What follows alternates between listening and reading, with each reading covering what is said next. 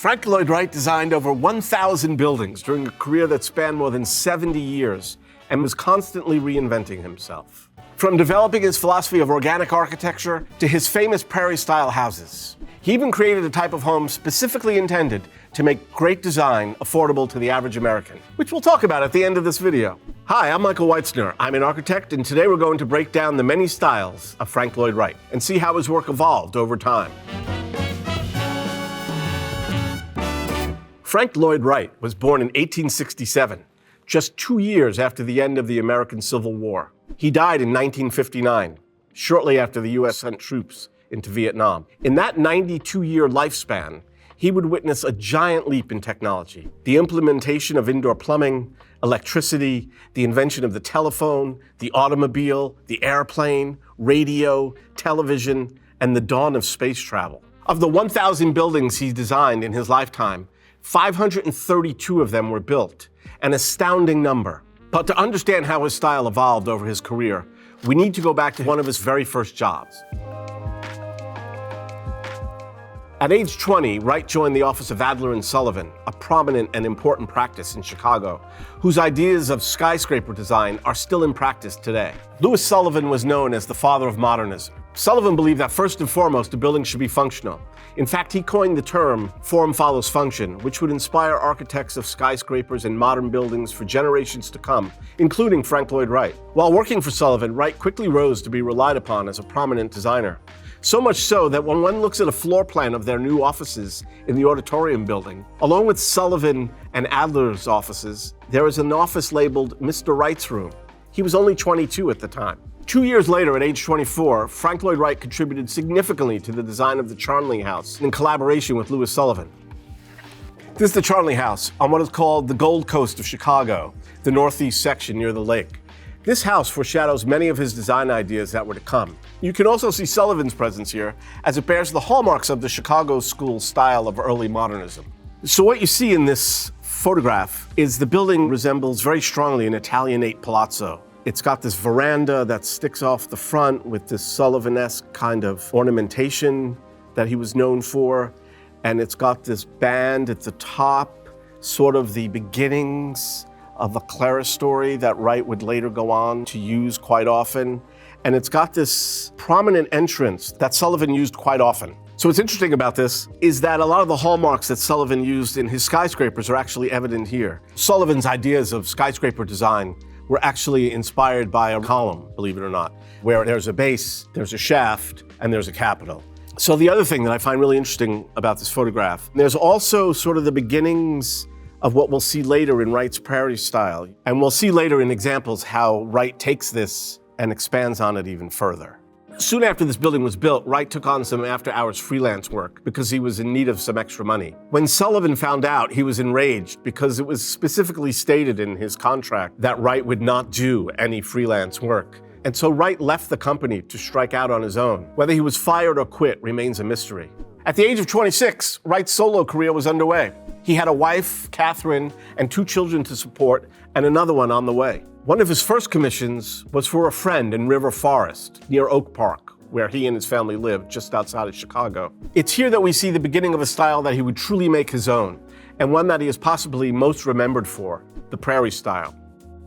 The Prairie Style is known for horizontal lines being parallel to the earth, open floor plans, low-pitched roofs, strong overhanging eaves, and a strong connection to nature, among other things. And while Wright was a pioneer of the Prairie Style and its most famous practitioner, he was not alone in developing it. A group of architects that Wright referred to as the new school of the Middle West were embarking on a journey to create a new American architectural style together, distinct from the traditional European influences. Inspired by the sweeping plains of the Western U.S., this group included architects such as George Elmsley, Myron Hunt, and George Washington Mayer. While they all contributed to the shared American language of architecture, it was undoubtedly Wright who would take these ideas to their fullest expression.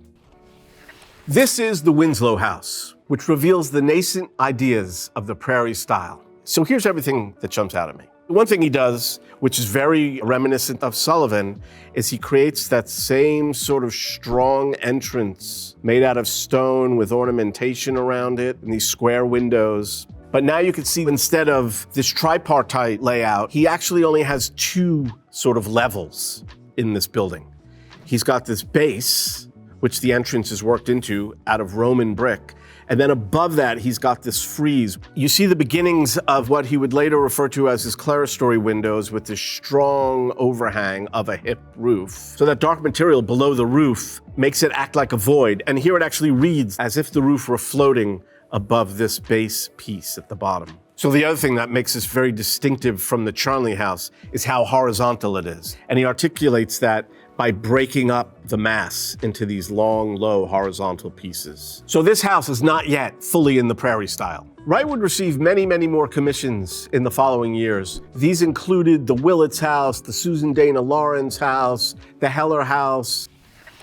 One of the most notable was the home he designed for Darwin D. Martin in Buffalo. The Martin house takes the Prairie Style to a new level. This is a full-on Prairie Style house compared to the Winslow house. Wright does a number of things to increase the horizontality and make it more parallel to the earth. And one of the things he liked to do was create these planters so that the house sort of stepped up from the earth up to the roof. And the other thing that you could see very strongly is there's no longer any symmetry. Where the Winslow house was clearly a rectangle with a roof on top of it, this, you don't read the rectangle at all. One of the core principles of Wright's architecture was the open plan and breaking open the box. Where most architects would create a rectangular room and plan, Wright would actually break this room up and break the corners away. So essentially what you'd get are these open corners. And he would also do that in the vertical direction. He would take the roof and he would bring the wall only up a certain distance so that the roof appears to hover over the wall. Then he would just infill that with a piece of glass. So he liked to break open the corners, essentially. That's how he felt the box gets broken open. And you could see that right here, right? So you could see these windows and the roof above floating above. You could see it over there as well. So instead of a full wall coming up and meeting the eave of the roof, what he does here is he just brings these piers up and then he fills in between the piers with a spandrel, which creates a terrace, and then he pushes that wall back further, and he all of a sudden gets this whole different reading of in and out where the exterior and the interior become blurred. So these windows are breaking the box vertically, and these piers are breaking the box horizontally. A few years later, he would take the Prairie Style to its pinnacle with his design for the Roby House on the south side of Chicago. Okay, this is the Roby House. This was completed in 1910, and it still looks as striking today, 100 and something years later, as it did back then. What he's done is he's gone even more horizontal than he did at the Martin House. So now he's lowered these hip roofs so they're even more shallow. They extend even further. Look how far this roof extends out over this terrace. He pulls the brick of the terrace further out. He has this longer line of windows under this roof eave, but now you can see the total separation between roof and form below as if the roof hovers, and these windows are what fills that gap. Wright was very inspired by nature, and so by breaking the box, it was his way of bringing more of the outdoors inside the house. He wanted to blur the boundary between the inside of the house and the outdoors. Let's take a look at how these windows relate to the inside of the house. So this row of windows that you see right here along the street are actually this row of windows on the inside. And the other thing he does is the idea of the open plan. So he has a hearth or a fireplace in the center of the room, and that's the only divider between what's the living room and what's the dining room on the other side of that hearth. It's just a fragment of a wall. So the corners are removed, and one central element makes the division between two rooms. All the hallmarks of the Prairie Style are here. It's low and horizontal. It's made out of Roman brick. He has these huge roof overhangs, walls that rise up from the landscape as planters and then become the house. So the building transitions from the earth to the roof. And of course, the blending of interior and exterior materials. So he brings the brick that he builds the house out of into the interior. It is in many ways the most elegant example of the Prairie houses. So at this point in time, there are a series of radical changes in Wright's personal life. These would lead him to uproot his life and reinvent himself, as well as his architectural style, in new surroundings. He left his wife and 6 children and left the United States to go to Europe with Martha Borthwick Cheney, known as Mama. Cheney was a translator and an early figure in the feminist movement, who Wright considered his intellectual equal. After 2 years in Europe, Wright returns in 1911 and settles in Spring Green, Wisconsin, where he builds himself a new house that he called Taliesin, which means shining brow in Welsh, Wright's ancestral home. So it employs sort of all his ideas of the Prairie style. In 1914, while Wright was in Chicago overseeing the Midway Gardens construction, tragedy would befall Taliesin. A deranged worker murdered Cheney and her 2 children, along with 4 others, and set the house on fire. Wright would rebuild, but the tragic incident left a deep wound and effectively marks the end of Wright's works in the Prairie style. Shortly after, Wright was invited to Japan to design the Imperial Hotel. Wright was strongly influenced by Japanese art and architecture and was an avid collector of Japanese prints and sculptures. And so it is ironic that when he received his first commission in Japan, he looked to other cultures for inspiration for the design. It seems to be somewhat inspired by Mayan and Native American art and architectural forms, which would continue to influence his work going forward. In 1919, a new period of Wright's architecture began, this time in Los Angeles. So this is the Hollyhock House. And there are still many elements of the Prairie style here, where it spreads out horizontally along the land. And he keeps these low walls that act as planters in some cases, and others terraces. But obviously, Wright is looking at something new. And he's created these heavy roof forms that clearly appear to be Mayan in their influence. So now, instead of using brick, he's using stucco, which changes the whole flavor of the house. Instead of having a base and then a frieze and then a roof, now the roof sits directly on the base. There's no intermediate zone of the facades.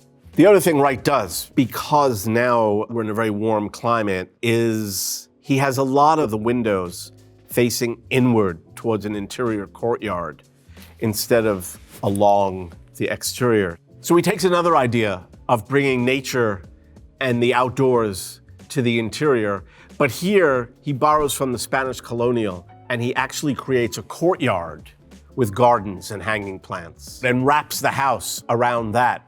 So the Hollyhock House is named for the flowers that grow wild on Olive Hill where the house was built. This house, with its massive roof and Mayan-inspired forms, would lead to a new period for Wright, one based on innovation and technology. So this Mayan-influenced design continued with the textile block houses in the Hollywood Hills, which we talked about in our haunted house video. These houses employed blocks cast in concrete with ornamental designs in the mold and were connected with steel reinforcing rods to create these elaborate and intricate designs. These included the Ennis House, the Freeman House, the Stora House, and the Millard House, known as La Miniatura, which is in Pasadena. These blocks were sometimes perforated and sometimes opaque, and the textile blocks were created on the site where the house was built, using the earth and sand and stones from the ground on which they were constructed.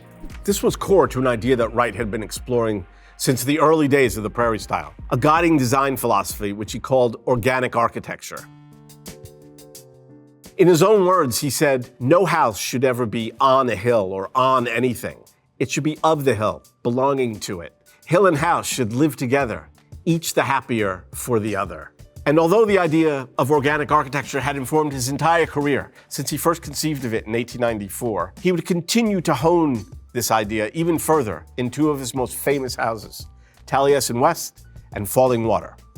With the onset of the Depression after the crash of 1929, Wright found himself without any work, and he decided to create a fellowship where he taught his ideas and principles of organic architecture. Edgar Taffel wrote a terrific book on the fellowship called Apprentice to Genius. I always encourage aspiring architects to read it. If after they read it they're not inspired, I tell them they should consider a different profession. So in 1927, Wright goes to Arizona. He gets a commission to collaborate on a design for a hotel in Phoenix, designed for the Biltmore Company with one of his former students. There he discovered the dry, arid landscape appealed to him and decided to purchase land outside of Phoenix in Scottsdale. It was here that he would design and build Taliesin West, which would both embody his ideas of organic architecture and serve as a place where he could teach them to a new generation of American architects. In fact, the apprentices participating in Wright's Taliesin Fellowship contributed greatly to the creation of the estate, not only contributing to its design, but also taking part in its fabrication and construction,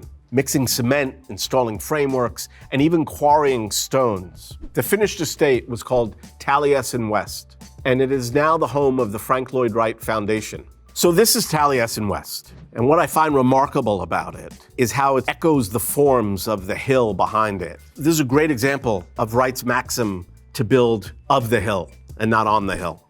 So you can see he's still using elements from the Prairie Style. He's using materials from the site like he did in the Los Angeles houses. And it's all coming together to form this new kind of organic architecture, one that echoes the desert landscape. But now he's trying to shield the really hot desert sun.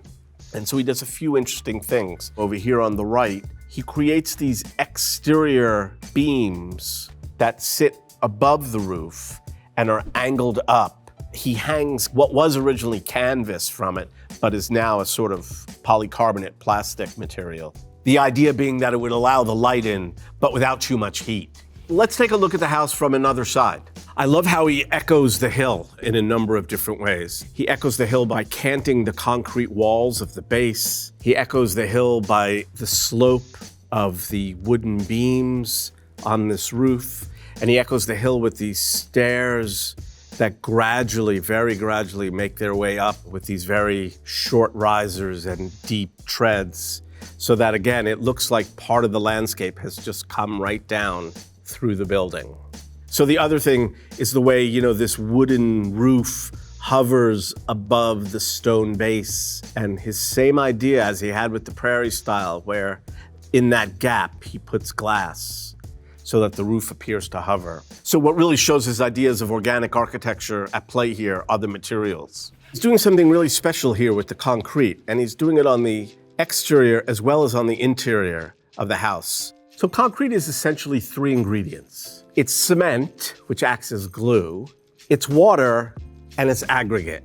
And the aggregate is typically gravel-sized stones that are quite often not even exposed. But in this case, Wright is doing something radically different. And he's taking stones and rocks and boulders even that he finds on the site around the building, and he's inserting them into the concrete, so in effect, they're acting like aggregate. And what I love about this is the aggregate here is so big that it's sort of going right up to the point where, is this a stone wall with like excessive amounts of mortar? Or is it a concrete wall with really huge aggregate? And I love that there's sort of an ambiguity about that. He's using what he finds at the site to reinforce his idea of organic architecture. And the other thing it does in Wright's ideas about organic architecture is it brings the outside in. So the materials he uses on the exterior are used on the interior. So Taliesin West stands today as an incredible example of Wright's philosophy of organic architecture. But the next house we're going to look at is considered by many to be his greatest work. This is Falling Water. There was an apprentice at the Taliesin Fellowship, Edgar Kaufman Jr., whose father was a department store magnate. Edgar Kaufman Sr., known as EJ, asked Wright to design a country house for him in the woods about an hour south of Pittsburgh. This house, arguably one of the most famous in the world, would bring Wright, at almost 70 years old, a new wave of notoriety. Considered a modern masterpiece, the house is composed of a series of stacked balconies, like concrete trays, cantilevering out over a waterfall. Glass fills the horizontal voids between the trays. So one way to look at this is that these trays move up the mountain from the falls. But the other way to look at it is they actually cascade down the mountain, just like the waterfalls. So most architects would have placed the house with a view of the falls, but not Wright. Wright puts the house on top of the falls. He basically asks EJ, the owner of the house, where do you sit? And he said, well, I sit on this rock. And he built the house around that rock on top of the falls. In fact, the rock surface is visible coming through the floor of the living room inside the house. He was bringing the idea of organic architecture to a whole other level. It becomes one with the falls, a unified whole, architecture and nature acting together. And the other thing he does is these windows actually open from the corner. So again, he's still with his idea of breaking the box and opening up the corners. So we're gonna look at another angle of the house, which really shows how the house is an evolution from his early Prairie Style designs. What's great about this image is you really feel the cantilevers of these concrete terraces. And the other thing I really like about it is you could see the trellis that he created that's half inside and half outside. You could see how he brings a stair right down to the falls so you could actually sit on this lower landing and dangle your feet into the water. I have visited this house twice over the years, and it's an incredible revelation just how melded together he makes the architecture with the surrounding natural landscape. So modernism had been flourishing in Europe for almost 20 years, with architects like Walter Gropius, Le Corbusier, and Ludwig Mies van der Rohe. And Wright was not a fan of this group. The house is an astonishing example of modern architecture. It was almost as if Wright, contemptuous of the European architects, said, "You want to see a modern house? I'll show you a modern house." After Fallingwater, Wright starts to look at other building arrangements. He is expanding his ideas about plan, using new shapes, hexagons and triangles and circles to create new kinds of layouts and spaces. But the next notable evolution of his style was less focused on novel compositions and more focused on the needs of everyday people. So at the same time that Fallingwater is being built, Wright is approached by an old friend who was a journalist from Wisconsin, who asked if he could design an affordable house for the everyman, not just the wealthy, one that would cost $5,000. Wright embraced that challenge and set out some guidelines for what he called his Usonian Houses. The term is an acronym for the United States of North America, and was another advancement in Wright's quest to create a uniquely American style of architecture. So this is the Herbert Jacobs house, the first Usonian that Wright built. And we're looking at a view from the rear of the house, but a lot of things are evident when you view it. So the Usonian house has the following characteristics: natural materials, wood, stone, and brick, flat roofs with extended overhangs to shade windows, parallel to the earth, a companion to the horizon, no gutters or downspouts, clerestory windows for natural lighting, L-shaped plans to fit around a garden in harmony with nature, designed to blend with the surrounding landscape. Built-ins to reduce furniture and clutter. No painting. Cover the walls in wood and oil the wood as necessary. No plastering. Interior trim is eliminated. There's no basement. It's just a slab on grade. And in that concrete slab, he actually put heating coils so that he created a radiant floor for a very affordable house, which is kind of incredible. He was an early adapter of that innovative technology. Okay, so this is the front of the house, which has a completely different feel. So I love the contrast between the two sides of the house. So you can see that the rear of the house has a ton of glass to let the nature come inside. But the front of the house is much more concealed. The side that faces the street has very few windows, just this line of clerestory windows under the roof overhang. So instead of lots of glass along the street where everybody could look in, Wright was basically advocating put all the glass on the back of the house where it's more private. The house ended up costing $5,500, including the architect's fee of $450. He imagined these houses being built in bulk to bring the cost down even further. Wright would design over 100 Usonian houses scattered all over the country. And he did this after the age of 70. He never stopped exploring. He never stopped trying to create new things, and he never stopped evolving his style. Frank Lloyd Wright's career, in many ways, defies categorization. There's simply no way we could unpack the entirety of Wright's work in a single video. In this video, we focus primarily on his residential projects, but we've left out many of his other works, including Unity Temple, the Larkin Building, the Price Tower, the Johnson Wax Headquarters, Midway Gardens, the Guggenheim, the Marin County Center, the synagogue in Elkins Park outside of Philadelphia, Florida Southern College, and the list just keeps on going. It's really a remarkable career, and in many ways unmatched by any other architect ever. What is your favorite Frank Lloyd Wright building? And let us know what other architects you'd like to learn more about.